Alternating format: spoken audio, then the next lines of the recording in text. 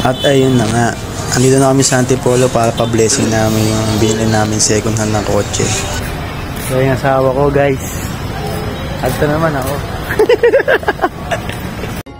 At ayan, sinundo na namin yung mag-bless sa sasakyan namin. Wala nga palang bayad dito guys, donation lang yung babayad nyo okay sa kanila. Yan, kilalakad lang kami ni Father. Yan, pag magpapabless kayo guys, buksan nyo yung mga pinto nyo para mabasbasan din yung loob ng sasakyan nyo para safe kayo lagi.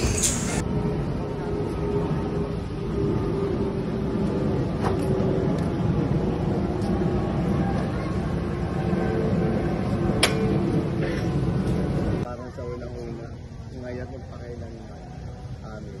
Sa ngalan ng Ama, mga nakatulog sa Santo.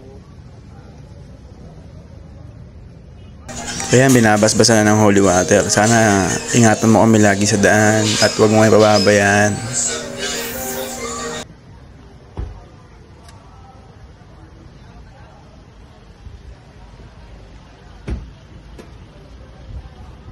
Buti na lang weekdays kami pumunta, Friday. Nag-pre-schedule kami ng 4:30.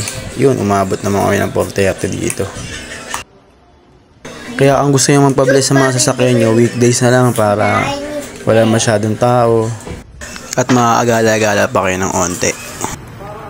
Nasa Antipolo pala kami ngayon. Makda tayo, gusto mo? Sama kayo sa hall, libre daw niya ako.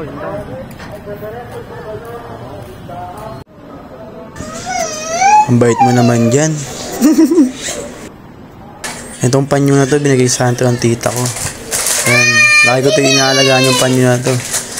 Yan, pinahid ko sa Nazareno para bigyan niya pa ako ng gabay lagi sa daan at di pababayaan. Asawa ko, no? Yan asawa ko. Ganda, no? Ganda ng asawa ko, no, guys? Ang cute, eh. At siya na nga po naglaro.